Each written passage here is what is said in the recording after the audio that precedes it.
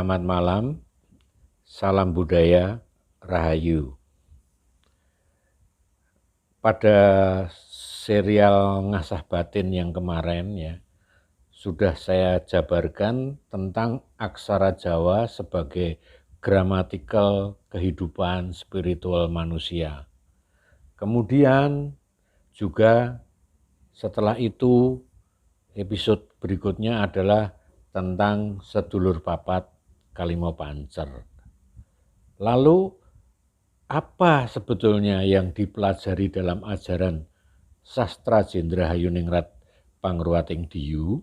Nah, pertama-tama adalah seseorang itu perlu pembukaan dahulu. Nah, maksud dari pembukaan ini yang akan saya jelaskan ya. Artinya jiwa atau roh suci dikondisikan sedemikian rupa, dihubungkan dengan atau dirakitkan melalui suksma sejati.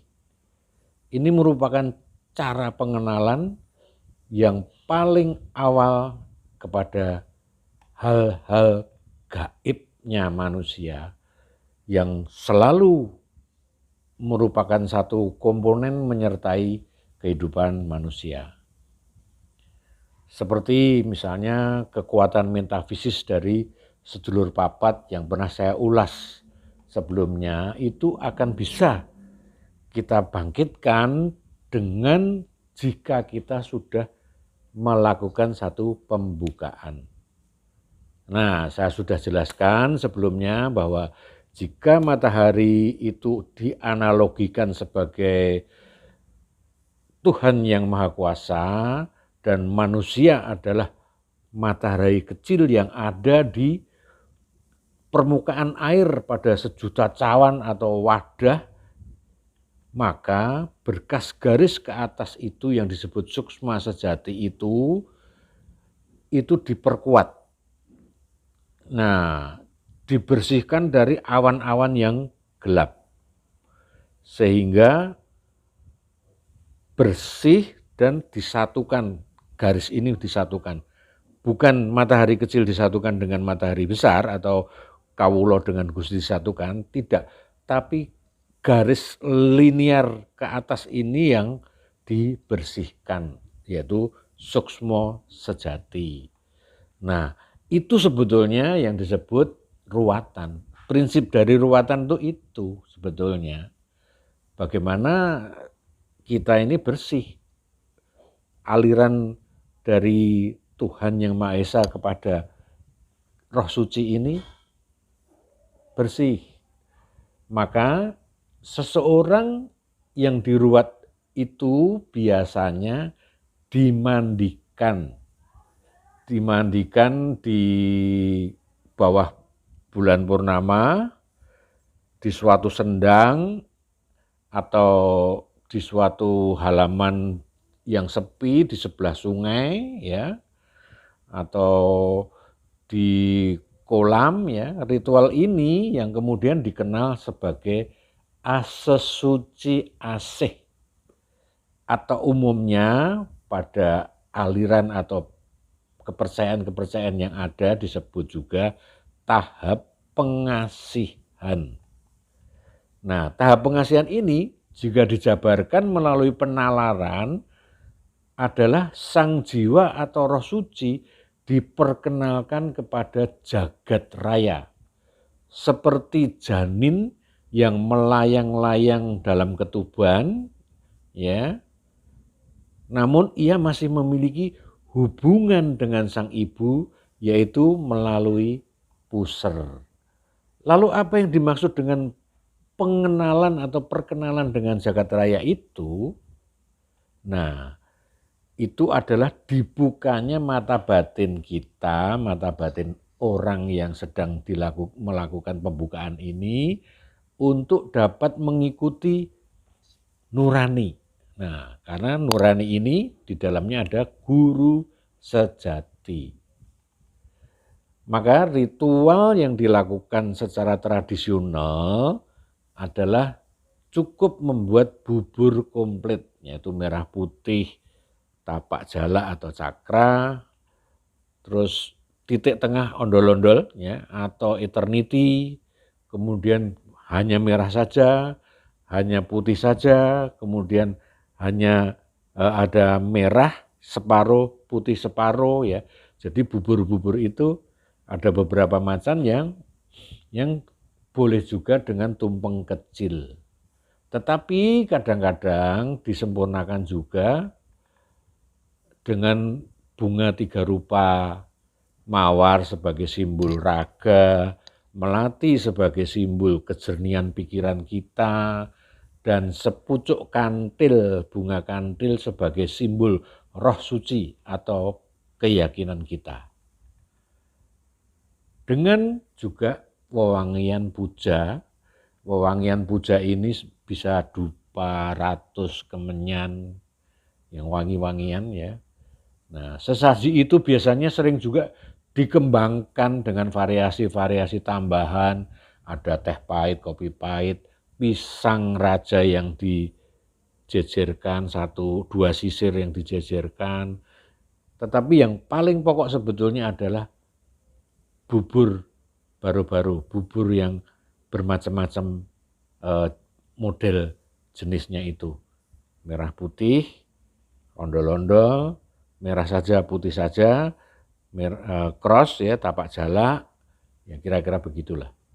Sambil dimandikan, diguyuri oleh sang guru, maka mantra yang diucapkan juga meniru apa yang dibicarakan oleh sang guru. Nah, mereka menirukan ya antara lain niat ingsun asesuci hangadusi badan rogo manggih toyo pengasian asesuci badan alus manggih toyo pengasian roh adus sukmo adus sak kabeh lan hurip tan kena kaworan sak jroning karsa ingsun asesuci tunggal rasa tunggal Gusti ingsun suci asih teka saka panguasaning Gusti Allah. Nah, itu selalu saka panguasaning Gusti Allah. Nah, tahap pengasihan ini ya kalau di Solo ya mereka melanjutkan lagi dengan niatannya sendiri yaitu dengan laku kungkum disendang. Misalnya kalau di Solo dulu itu sampai sekarang ya itu di Pengging misalnya ada sendang yang untuk kungkum itu di Pengging, bisa juga di Langenarjo ya. Di Jogja masih ada sendang kasian dan lain-lain banyak. Atau juga di sungai yang dekat dengan daerah atau domisili kita ya. Kalau di kota seperti Jakarta memang agak sulit, tetapi bisa mencari lokasi-lokasi yang sesuai seperti di Sungai Tempuran, Gadok misalnya yang dulu dibuat oleh Pak Sujono Mardani ya, kemudian juga dilanjutkan oleh putranya Mas Joko Mursito ya, sudah almarhum mereka ya. Sekarang tempat itu masih dirawat untuk kebutuhan ini gitu. Kemudian bisa juga mencontoh nih kakek saya, karena sudah tua, nggak mungkin pergi jauh dari rumah, maka beliau kungkum dengan membuat kamar mandi yang luas, dengan bak mandi yang lebar, yang bisa untuk kungkum. Nah, lalu apa makna kungkum itu? Nah, makna kungkum atau berendam di air tatkala bulan purnama bisa dijelaskan. Jika selama 9 bulan kita pernah dalam kandungan ibu, melayang-layang di air ketuban, secara keimanan kita sudah berbincang-bincang dengan perasaan ibu, maka disitulah sudah lahir keimanan. Maka setelah manusia itu lahir, kita sebagai manusia sekarang di bumi ini, kita kungkum atau berendam untuk berbincang-bincang dengan jagat raya. Melatih kepekaan untuk menangkap sinyal dalam kehidupan ini. Nah, perenungan atau kontemplasi kita khusyuk untuk menyelami diri sendiri, untuk mawas diri. Ya. Jadi untuk mengenali sejati diri. Jadi sifatnya ke dalam. Nah, dari pikiran itu atau dari kontemplasi itu akan diketahui akan kekurangan kita dan kemampuan diri kita masing-masing. Maka akan terjadi semacam perbandingan atau komparasi. Komparasi antara karakter kita dengan suatu berkah yang besar, yaitu welas asih Gusti Kang Maha Kuwasa.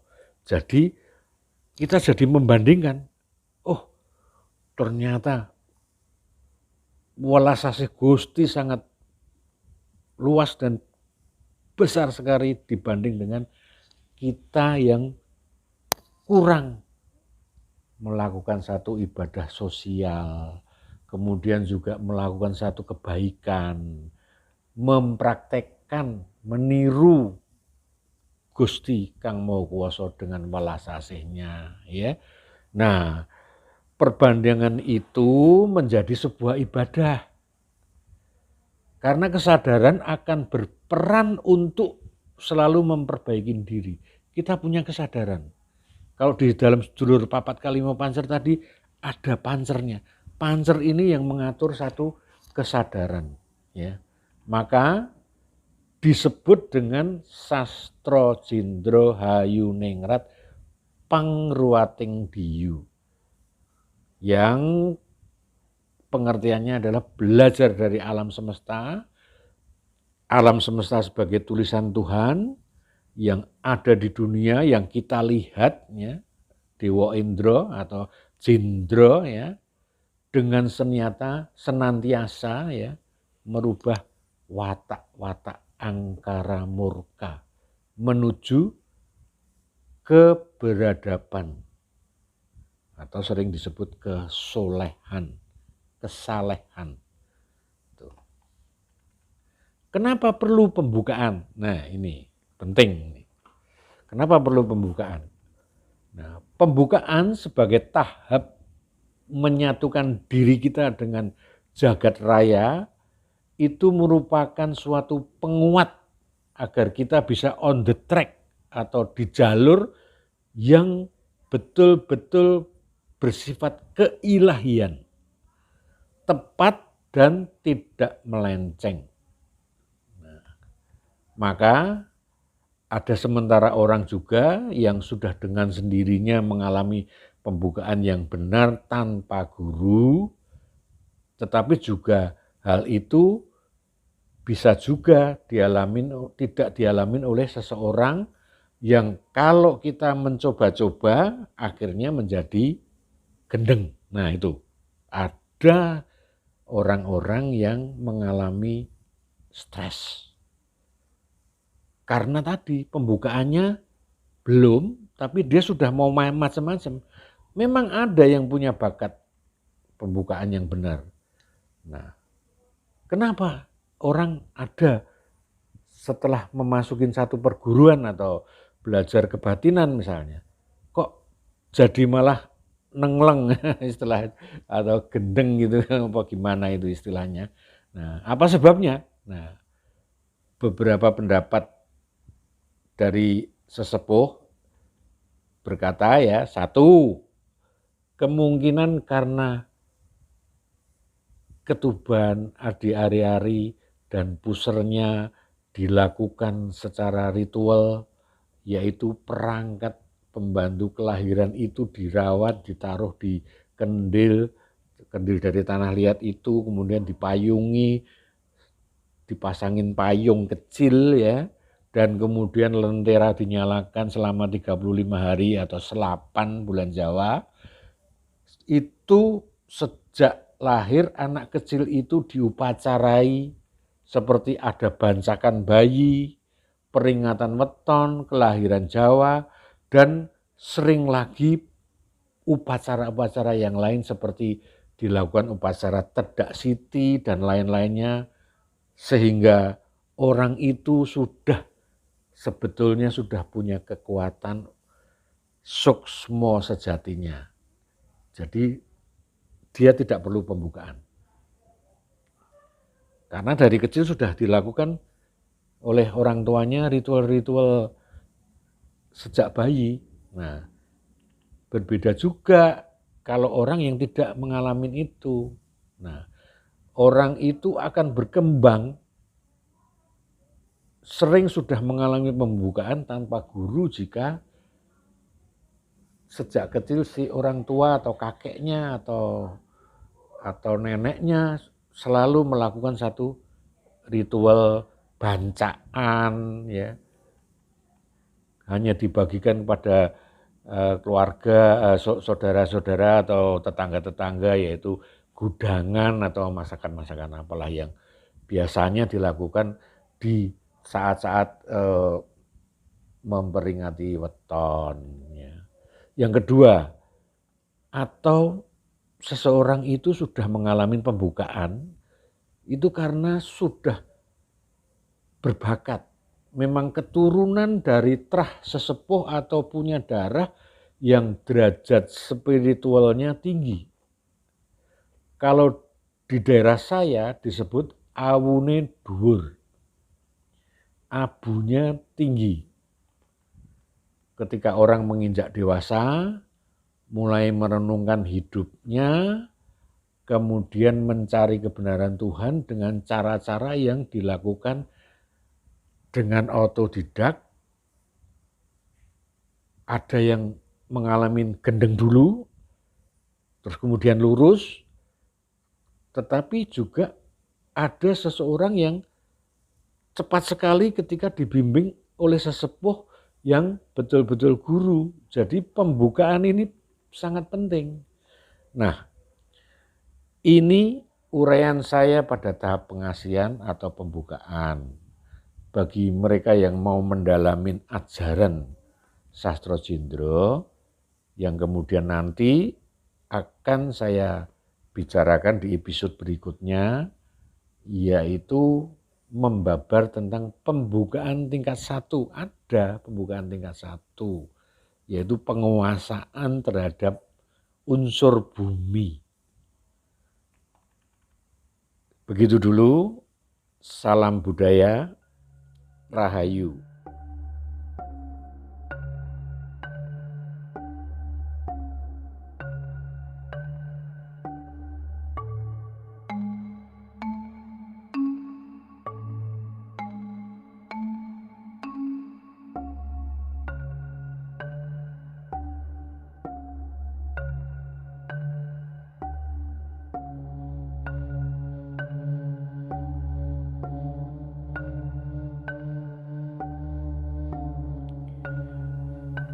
Niat ingsun asesuci angedusi badan raga manggih toya pengasian asesuci badan alus manggih toya pengasian roh adus suksmo adus sakabeh dat urip tan kena kawoworan sajroning karsa ingsun asesuci nunggal rasa nunggal Gusti ingsun suci asih teka saka karsa lan panguwasaning Gusti.